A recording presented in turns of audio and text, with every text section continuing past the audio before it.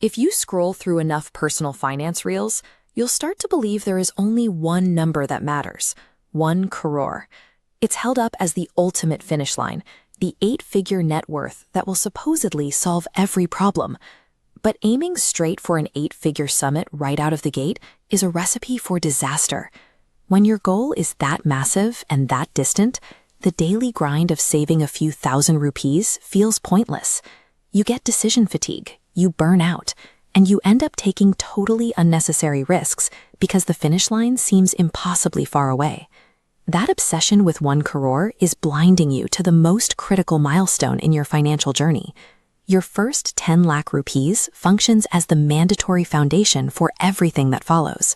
So what exactly happens to your brain, your behavior, and your bank account the moment you cross this specific, highly guarded threshold? Building wealth starts by reaching a very specific mathematical and psychological base camp, a place where the rules you've been playing by begin to work in your favor. Let's look at the internal shift first. To understand the psychology of crossing a massive barrier, we look back at the history of ODI cricket. For nearly 40 years, scoring 200 runs in a single match was viewed as a physical impossibility. The global consensus was that a double century simply could not be done. Then, in 2010, Sachin Tendulkar stepped onto the pitch and broke the 200-run mark. This chart tracks double centuries in ODI history. After 4 flat decades of 0 data points, we see a sharp explosion of double centuries erupting right after the 2010 mark. The physical constraints hadn't changed, but the mental barrier had been shattered. This is exactly what happens in your own head when you hit 10 lakh rupees. Seeing a 7-figure balance sitting in your account shatters your own internal barrier. You finally realize you're capable of accumulating real capital, and your confidence gets a permanent boost. That confidence acts as a direct cure for the paralysis of living paycheck to paycheck. Unexpected expenses, emergency maintenance, or sudden travel stop being existential threats, providing a deep, lasting peace of mind.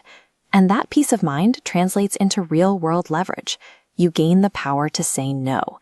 With that kind of cushion, you have the autonomy to walk away from a toxic workplace, pivot to a new career, or comfortably absorb the shocks of a failing business venture. Reaching 10 lakhs marks a pivot point where you begin to negotiate with your circumstances from a position of relative strength rather than pure survival. Once the psychology is locked in, the external math takes over. Charlie Munger, Warren Buffett's longtime partner, operated by a very simple rule: fix the roof while the sun is shining. Your first 10 lakh rupees is the amount of capital required to build a defense before a storm hits. It fully funds an emergency reserve, purchases health and life insurance policies, and keeps long-term investments running seamlessly. With your roof permanently fixed, you can finally switch to offense and let the math of compound interest go to work. Investing 50,000 rupees at a 12% return earns a barely noticeable 6,000. But apply that same return to a 10 lakh corpus, it generates 1.2 lakhs. That equals an entire month's salary, generated completely without additional labor. At 10,000 monthly, it takes 6 grueling years to reach 10 lakhs. But because your money earns money, the next 10 lakhs takes under 3 years. The curve goes exponential, sweeping past 30 and 40, crossing 50 lakhs by year 15. At this threshold, your capital begins to generate its own momentum, acting as an engine that functions independently of your daily labor. Hitting 10 lakhs is a beginning, not an end.